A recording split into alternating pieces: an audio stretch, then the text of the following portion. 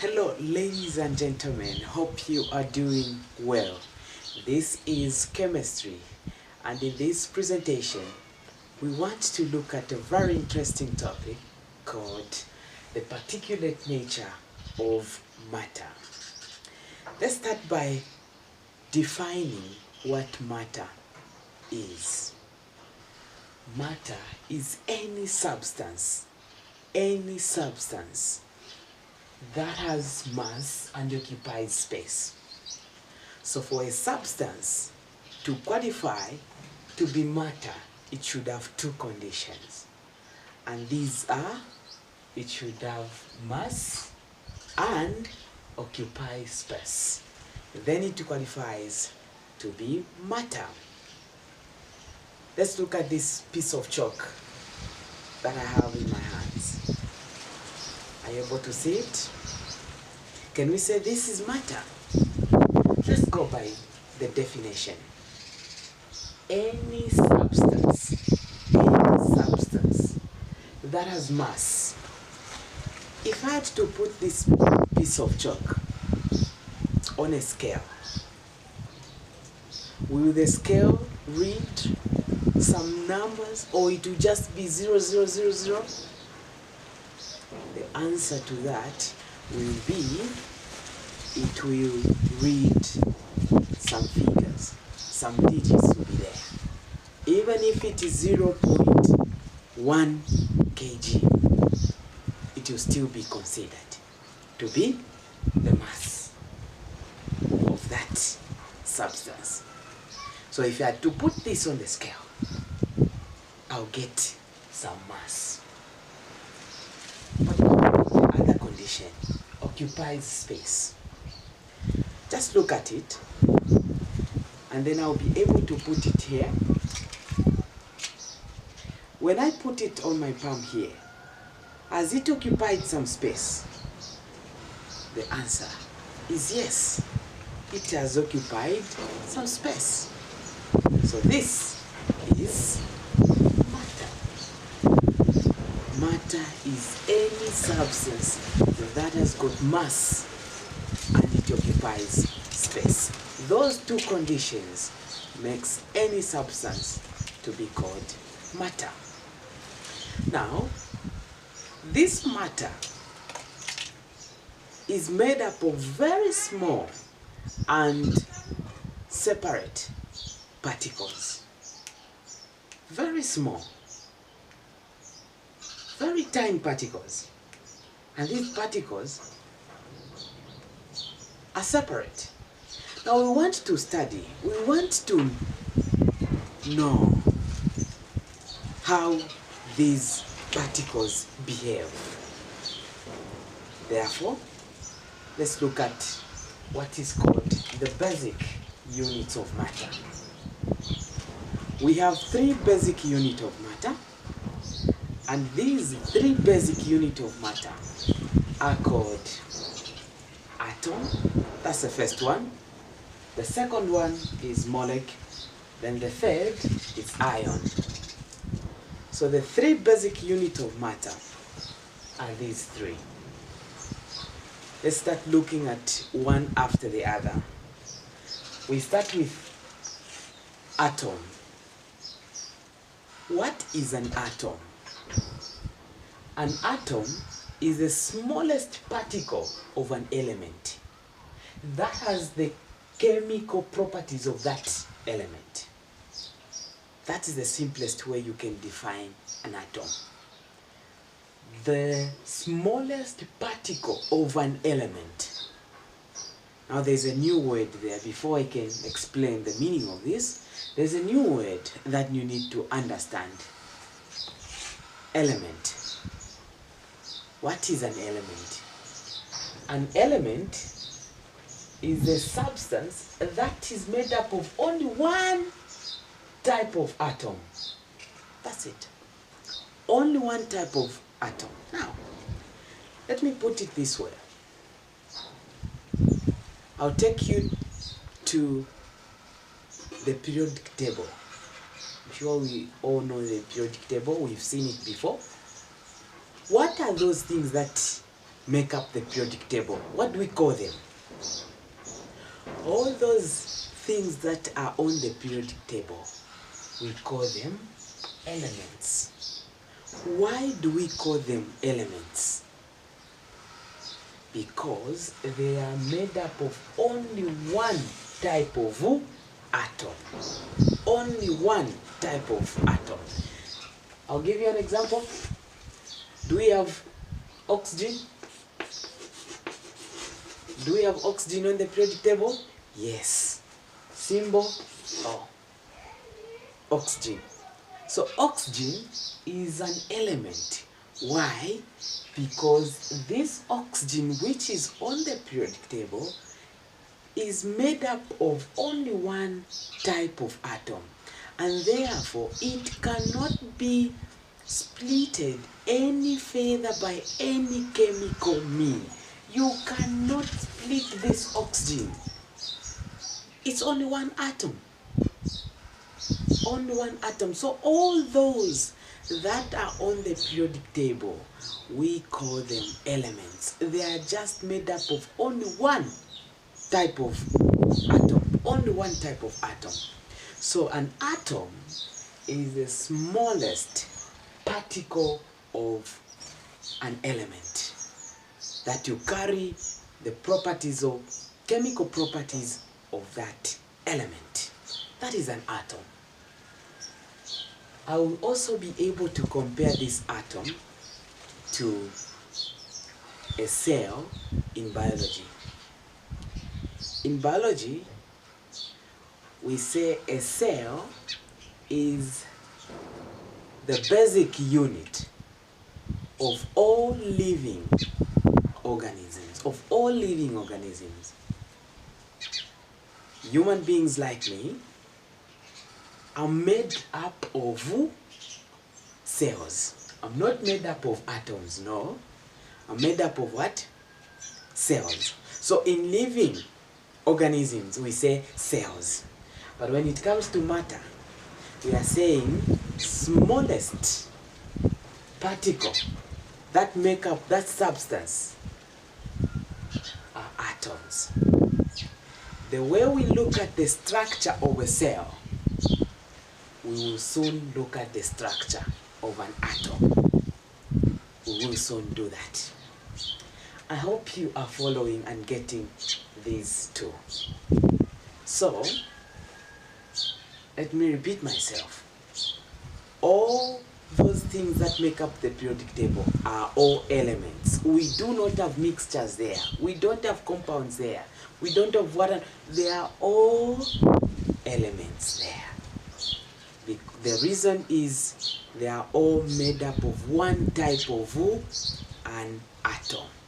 And because they are made up of only one type of an atom, therefore they cannot be split further by any chemical means. You cannot get oxygen, take it in the lab, start splitting just that element. No, because it's just made up of one element, unless now you combine, which will now take us to number 2.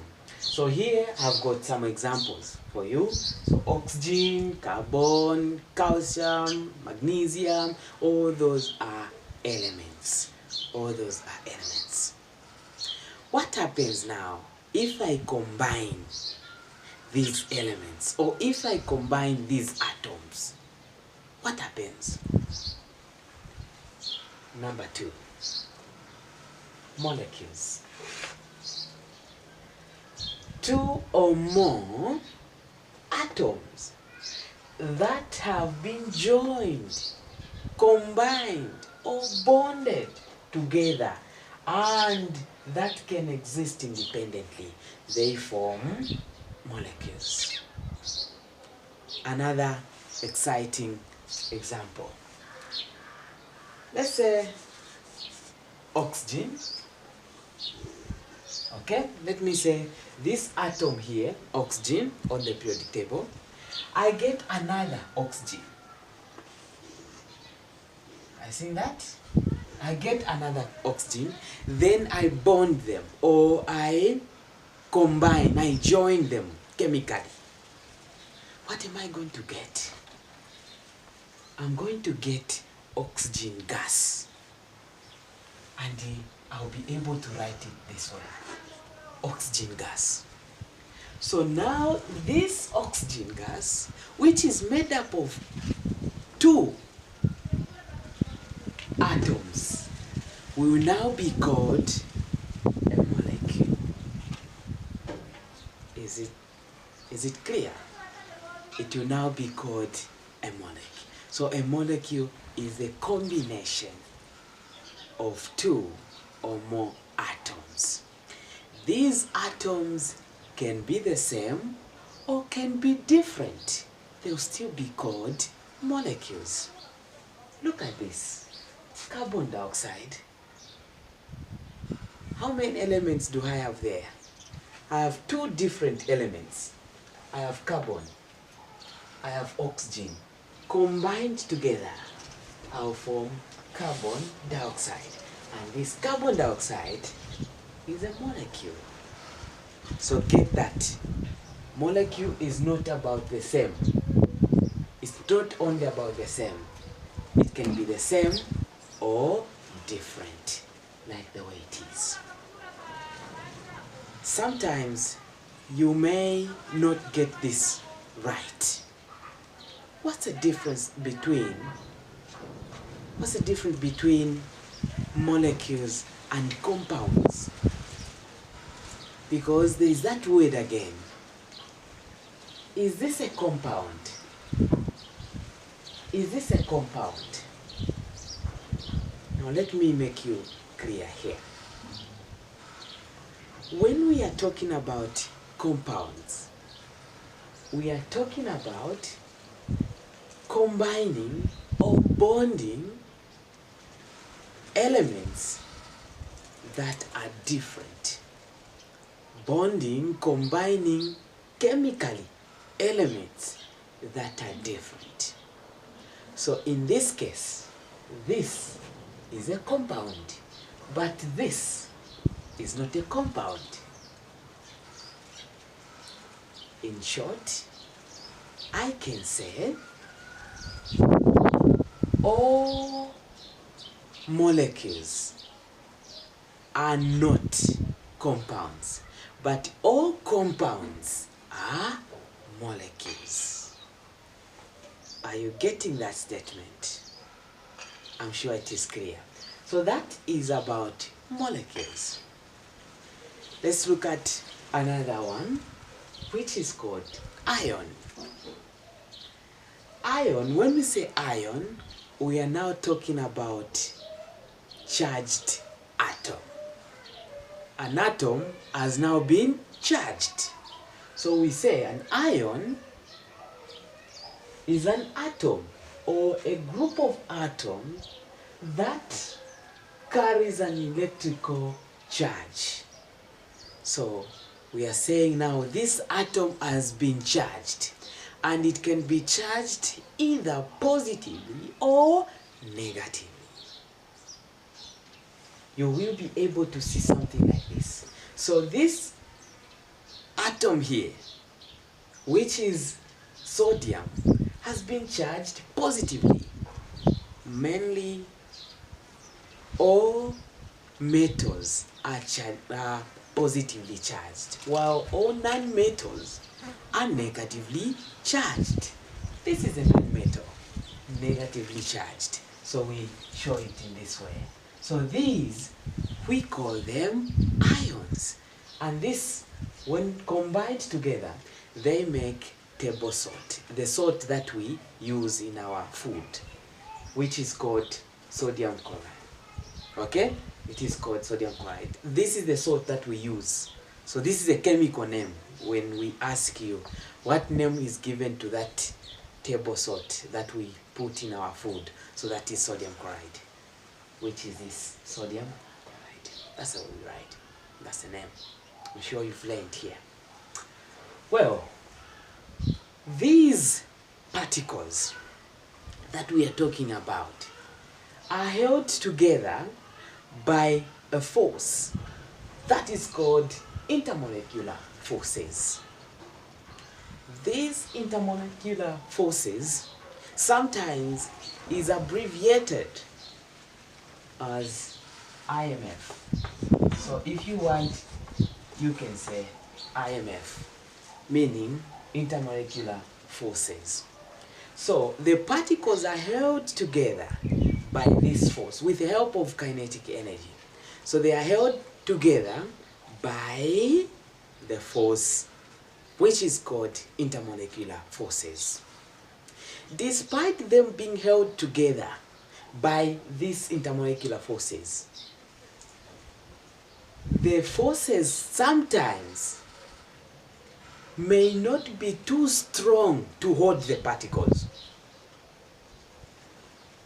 Are you seeing that?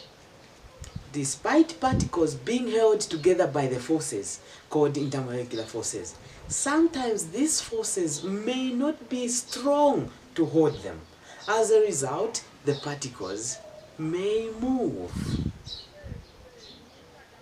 because the forces are not strong. I think that the forces are not strong. As a result, the particles may move. And because particles are capable of moving, it takes us to what we call state of matter. States of matter. So matter can exist in 3 states. Matter can exist in 3 states. So here I'm saying sometimes the force is not enough to keep the particles from moving. I think that the strength or weakness of the intermolecular forces that hold these particles together and the kinetic energy that the particles have determine the state of matter. Let's now discuss the state of matter or states of matter. What exactly are we talking about?